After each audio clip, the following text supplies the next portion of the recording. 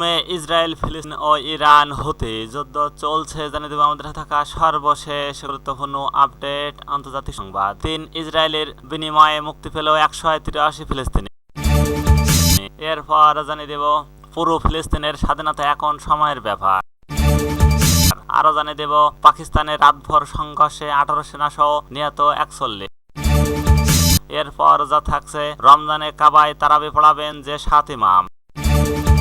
সর্বশেষ জানিয়ে দেব সব সরকারি প্রতিষ্ঠানে ডিপসিক ব্যবহার নিষিদ্ধ করলো তাইওয়ান। এতক্ষণ শুনছিলেন সংবাদ শিরোনাম, এবার বিস্তারিত। তার আগে অনুরোধ থাকবে আজকের এই ভিডিও সম্পর্কে আপনার মূল্যবান মতামত। ভিডিও ভালো লাগলে লাইক, কমেন্ট ও শেয়ার করে সবাইকে দেখার সুযোগ করে দিন।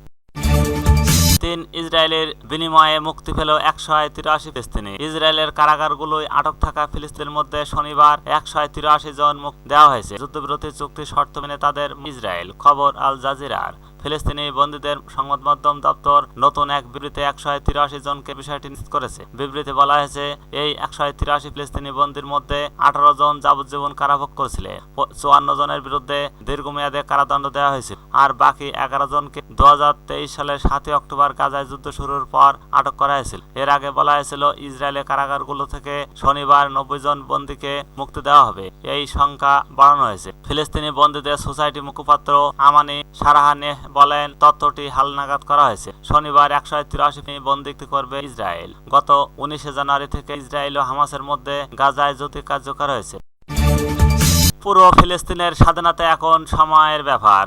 ফিলিস্তিনের স্বাধীনতাকামী সংগঠন হামাসের রাজনৈতিক শাখার উপপ্রধান খলিল আল হাইয়া বলছেন দখলদার ইসরায়েলকে পরাজিত করা এখন সম্ভব এবং পুরো ফিলিস্তিনের স্বাধীনতা এখন নাগালের মধ্যে এবং সময়ের ব্যাপার মাত্র। শুক্রবার দেওয়া এক বক্তৃতায় তিনি বলেন, আমাদের জনগণ এবং তাদের সাহসী প্রতিরোধী মূলত হামাসের গৌরবময় আল আকসা ফ্লাট ও যুদ্ধের মধ্য দিয়ে তাদের লক্ষ্য অর্জন করেছে। খলিল আল হাইয়া আরো বলেন, এর মধ্যে প্রধান বিষয়টি হলো দখলদার ইসরায়েলকে অপমান করা হয়েছে। আল্লাহর ইচ্ছায় অহংকারী শক্তিকে মাটিতে নামিয়ে আনা হয়েছে এবং ইহুদিবাদী রাষ্ট্র সেনাবাহিনী দুটোকে অজেয় ও শক্তি হয় মৃত্যুকে ধ্বংস করা দিয়েছে। হামাসের এই শীর্ষ নেতা বলেন, এখন যুদ্ধ বন্ধ হয়েছে এবং উত্তেজনাকর পরিস্থিতি অনেকটাই স্বাভাবিক। তাই তো স্বাধীনতাকামী সংগঠনটি আনুষ্ঠানিকভাবে তাদের বেশ কয়েকজন সিনিয়র কমান্ডারের শাহাদাতের তালিকা প্রকাশ করেছে, যারা এই পবিত্র ভূমিকে তাদের বিশুদ্ধ রক্ত দিয়ে সিক্ত করে গেছে। খলিল আল হাইয়া বলেন, এই নেতারা তাদের কর্তব্য পালন করেছেন এবং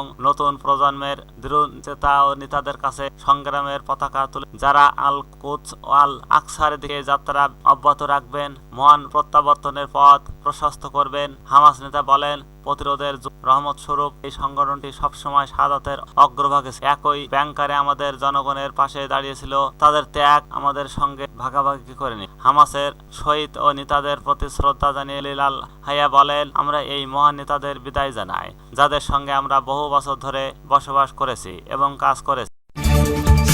পাকিস্তানের রাতভর সংঘর্ষে 18 সেনা সহ নিহত 41। পাকিস্তানের রাতভর সংঘর্ষে 18 জন সেনা সদস্য ও 23 জন সন্ত্রাসী নিহত হয়েছেন বলে জানিয়েছেন দেশটির সামরিক বাহিনীর গণমাধ্যম শাখা। শুক্রবার রাতভর দেশটির বেলুস্তানে রাজ্যর কালাত উপজেলায় এই সংঘটনের ঘটনা ঘটে। পাকিস্তানের গণমাধ্যম ডনের প্রতিবেদন অনুযায়ী দেশটির আন্তঃবাহিনী জনসংযোগ পরিষদ দপ্তর শনিবার এক বিবৃতিতে জানিয়েছেন, শুক্রবার দিবাগত রাতে বেলুস্তানের কালাত জেলার মঙ্গলসের এলাকায় সশস্ত্র সন্ত্রাসীরা রাস্তায় ব্যারিকেড দেওয়ার চেষ্টা করে। এই সময় সেনা সদস্যদের একটি দল তাদের বাধা দেয়।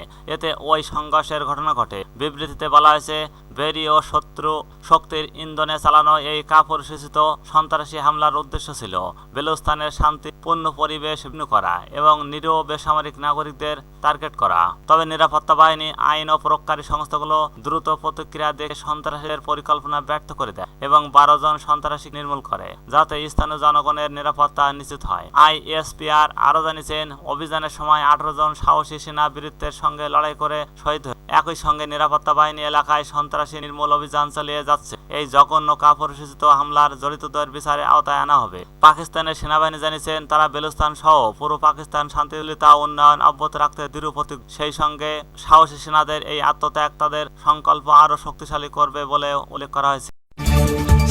রমজানে কাবায় তারাবি পড়াবেন যে 7 ইমাম। আসন্ন রমজান মাসে পবিত্র কাবা শরীফে তারাবি নামাজের ইমামের নাম প্রকাশ করা হয়েছে। শুক্রবার 21 জানুয়ারি 2 পবিত্র মসজিদ জেনারেল প্রেসিডেন্ট ইমামের দায়িত্ব প্রদান করে তাদের নাম প্রকাশ করেছে। কাবা তারাবির 7 ইমাম হলেন শেখ আব্দুর রহমান আস সুদাই, শেখ মাহের আল।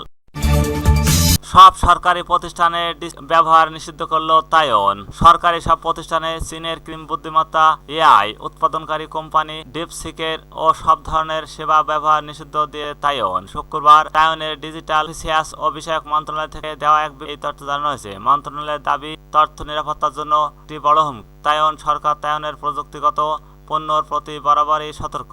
এর মূল কারণ বেইজিং ও তাইওয়ানকে নিজেদের ভূখণ্ড হিসেবে দায়িত্ব দাবি করে স্বায়ত্তশাসিত এই অঞ্চলটির বিরুদ্ধে সামরিক ও রাজনৈতিক চাপ বাড়িয়ে চলছে।